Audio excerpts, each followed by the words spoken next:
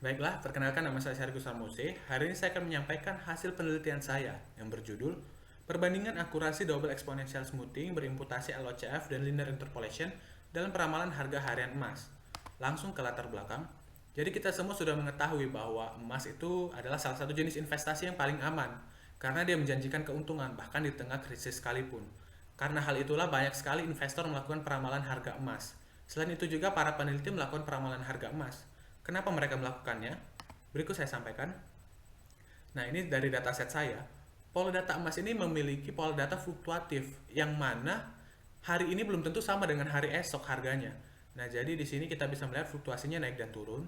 Namun kita bisa melihat pola datanya itu adalah pola tren. Karena kita ada lihat pola tren naik, pola tren turun. Dan secara keseluruhan kita melihat pola datanya adalah pola data tren. Nah, jadi permasalahan yang ingin saya munculkan pertama adalah mengenai peramalan harga emas. Kenapa saya memunculkan masalah ini? Karena fluktuasi harga membuat kita memerlukan peramalan karena hari ini belum tentu sama dengan hari besok. Nah, jadi permasalahannya semakin kuat karena sebelum pandemi COVID-19 ini harga emas saja mengalami fluktuasi dan diperlukannya peramalan. Apalagi ketika terjadi COVID-19 yang mana harga emas mengalami fluktuasi yang sangat ekstrim. Bisa kita lihat dari data 2020. Nah, datanya cukup ekstrim dan lebih curam daripada data sebelum 2020. Nah, jadi nanti saya akan melakukan pembagian dataset yaitu sebelum corona, saat corona dan selama dan kombinasi dari keduanya. Nah, untuk dataset saat corona saja saya akan mengambil data dari tanggal 2 Maret 2020 berdasarkan kompas.com. Mereka mengatakan bahwa pemerintah memberikan informasi pertama mengenai COVID-19 di Indonesia sejak tahun 2020 pada tanggal 2 Maret. Nah, itu permasalahan pertama yang saya sampaikan mengenai peramalan. Yang kedua adalah mengenai imputasi. Jadi dari data logamulia.com yang saya ambil ini, dia memiliki beberapa missing value dari awal sampai akhir. Namun yang terlihat jelas adalah pada data yang saya lingkari merah ini. Ada data harga emas namun terputus garisnya menandakan ada data kosong. Sebenarnya banyak data kosong di bagian ini. Namun saya tidak lingkari karena garisnya sangat halus dan tidak terlihat. Oke, jadi rumusan masalah saya ada dua. Yang pertama mengenai peramalan harga emas di tengah pandemi ini. Lalu yang kedua adalah mengenai imputasi. Lalu metode yang ingin saya pakai adalah exponential smoothing. Tepatnya adalah double exponential smoothing. Karena double exponential smoothing cocok untuk bola data tren, non musiman. Seperti data visualisasi yang sudah saya tunjukkan bahwa dia datanya emang menunjukkan pola data tren, tidak ada musiman sama sekali. Lalu untuk imputasinya saya memakai interpolation. Nah, interpolation ini dia menggunakan dataset, maaf bukan dataset, data periode sebelumnya dan data periode berikutnya untuk diketahui nilai tengah, yaitu prediksi harga nilai kosongnya. Nah, itu banyak didukung oleh para peneliti mengenai interpolation bahwa interpolation ini cocok untuk data tren non musiman. Lalu yang kedua adalah LOCF. LOCF adalah metode imputasi ataupun beberapa orang mengatakan crude imputation, imputasi mentah, karena kita tidak memerlukan rumusan yang banyak seperti interpolation, melainkan LOCF ini hanya kita perlu mengetahui periode sebelumnya, lalu harga dari periode sebelumnya itu kita masukkan ke dataset yang kosong tersebut, ke data yang kosong. Nah, kelemahan dari LOCF ini adalah gap data. Jadi misalnya data periode sebelumnya 500, sedangkan data kosongnya ada 3, lalu periode berikutnya ada 700, maka 500 akan mengisi data kosong ini. Nanti akan ketemu antara 500 dengan 700, berarti ada gap sebesar 200. Nah, itu adalah kelemahan dari LOCF. Namun tetap akan saya bandingkan antara interpolation dan LOCF mana yang lebih baik untuk double exponential smoothing. Identifikasi masalah sudah jelas untuk peramalan dan imputasi. Ruang lingkup masalah, saya ingin membahas hanya double exponential smoothing, LOCF, dan interpolation. Lalu datasetnya 2015 dari 28 Desember sampai Juni 2020, tanggal 24. Lalu selanjutnya yang perlu saya tekankan lebih adalah penelitian ini tidak membahas mengenai pengembangan aplikasi. Aplikasi hanya dipakai untuk supporter dari penelitian saya saja dan bukan topik utama pada penelitian saya. Lalu rumusan masalahnya mengenai akurasi double exponential smoothing, lalu LCF dan interpolation mendukung sejauh mana peramalan double eksponensial, lalu apakah jumlah data yang banyak akan mendukung ataupun menjamin peramalan yang lebih baik. Seperti itu. Apakah data peramalan ini bisa menghasilkan data yang mendekati data aktual? Seperti itu. Oke, jadi kita masuk ke bagian dataset per peristiwa. Jadi di sini saya akan membagi beberapa data ke dalam tanggal-tanggalan tertentu. Yang pertama, berikut adalah dataset aktualnya dari 28 Desember sampai 24 Juni 2020. Nah, di sini dari keseluruhan data, saya akan membagi datasetnya ke dalam data pra-COVID, in-COVID, dan kombinasi. Pra-COVID itu apa? Pra-COVID itu adalah dataset sebelum terjadinya corona. Lalu in-COVID adalah selama terjadinya corona. Lalu kombinasi adalah keseluruhan dari pra-COVID dan in-COVID. Jadi pada pra-COVID tersebut dari 28 Desember sampai 29 Februari. Nah, jadi dari data pra-COVID ini, saya akan melakukan peramalan 14 periode ataupun 14 hari. Nah, jadi nanti setelah kita ketahui hasil peramalan dari 14 hari berikutnya, kita akan membandingkan dengan harga aktualnya. Nah, data aktual di sini adalah data selama terjadinya COVID-19. Jadi di sini saya akan membandingkan dataset sebelum terjadinya corona, apakah bisa menggambarkan in COVID tersebut mengalami fluktuasi yang sangat ekstrim di dalamnya. Jadi akan saya munculkan visualisasinya di sini pada evaluasi 14 hari pra COVID ini. Dan apakah benar emang harganya benar-benar ekstrim, se-ekstrim yang dikatakan para ahli. Lalu terjadinya pada in COVID-19 ini, selama terjadinya COVID-19, saya akan melakukan peramalan sampai 18 Juni. Lalu dari peramalan tersebut saya akan dapatkan hasil 5 periode berikutnya. Dan 5 periode tersebut akan saya bandingkan dengan data aktual di sini. Jadi saya akan melihat tuh dari harga ramalan in COVID ini apakah mendekati data aktual yang ada. Termasuk juga kombinasi sama dia akan melakukan peramalan sampai periode 5 periode berikutnya akan dibandingkan dengan data aktual. Nah, jadi dari antara in COVID dan kombinasi ini, evaluasi 5 harinya akan saya bandingkan tingkat errornya. Yang mana tingkat error yang paling rendah berarti dia yang paling mendekati data aktual. Nah, yang paling mendekati data aktual dari hasil evaluasi tersebut akan saya gunakan sebagai metode peramalan saya. Nah, jadi di sini kita perlu ketahui terlebih dahulu bahwa pra-COVID itu terdapat 1308 data, lalu in COVID 94 data, lalu kombinasi ada 1402 data. Nah, kita lihat bahwa pra-COVID dan kombinasi cukup banyak datanya, sedangkan in COVID sangat sedikit yaitu 94 data. Di sini juga kan saya munculkan bahwa apakah benar imputasi tersebut memiliki pengaruh pada peramalan double eksponensial terhadap pembagian per peristiwa ini. Jadi akan saya bahas pada slide berikutnya.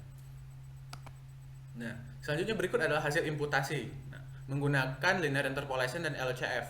Untuk LOCF dia gambarnya grafiknya warna hijau, lalu untuk yang linear interpolation dia menggunakan warna merah. Jadi yang paling jelas di sini adalah in COVID. Saya sudah memperbesar. Jadi di sini yang warna merah adalah linear interpolation karena dia mencari nilai tengah. Jadi kita dapatkan tengahnya. Dia melandai. Sedangkan pada LOCF dia bersifat patah. Karena seperti yang saya katakan tadi, memiliki gap, yaitu merupakan kelemahan dari LOCF itu sendiri. Baiklah.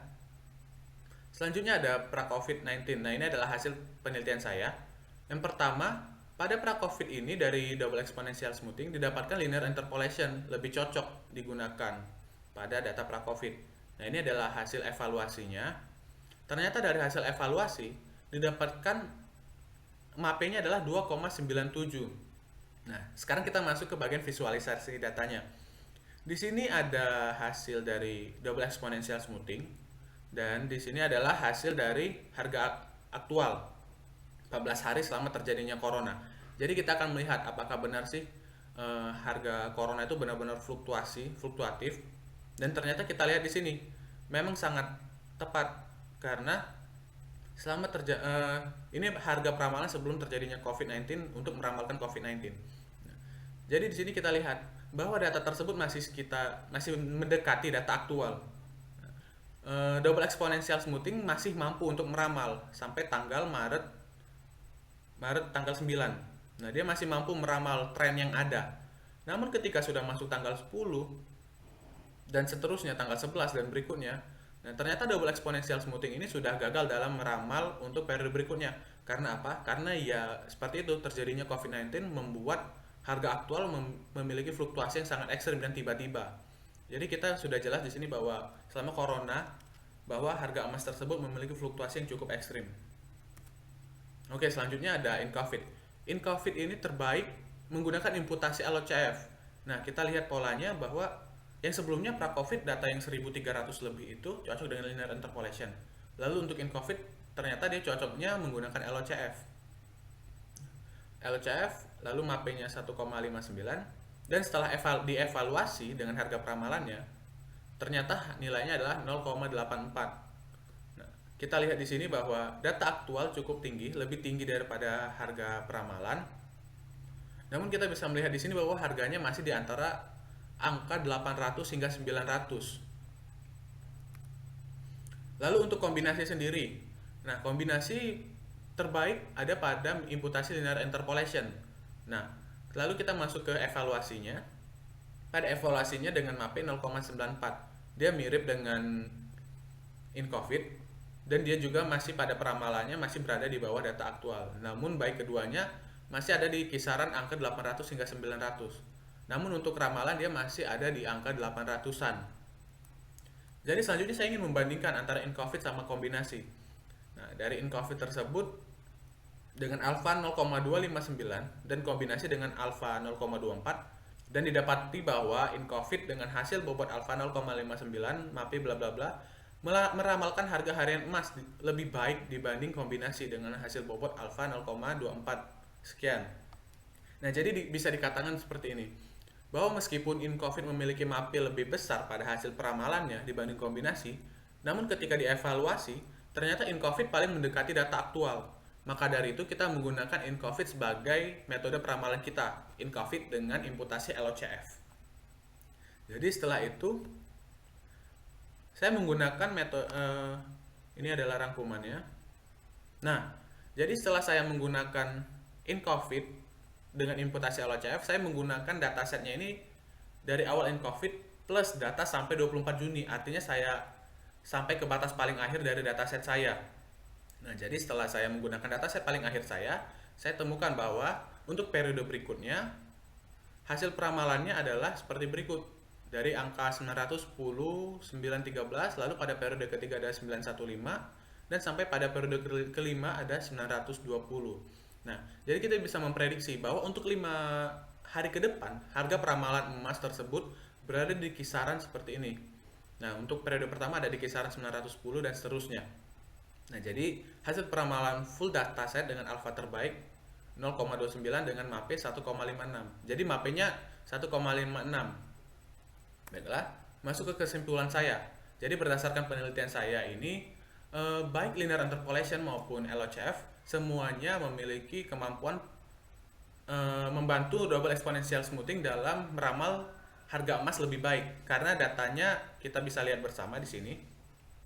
MAPE-nya semuanya berada di bawah angka 10%, yang mana berdasarkan peneliti Chang Wang Liu mengatakan bahwa jika nilai MAPE di bawah 10%, maka kemampuan peramalan tersebut sangat baik.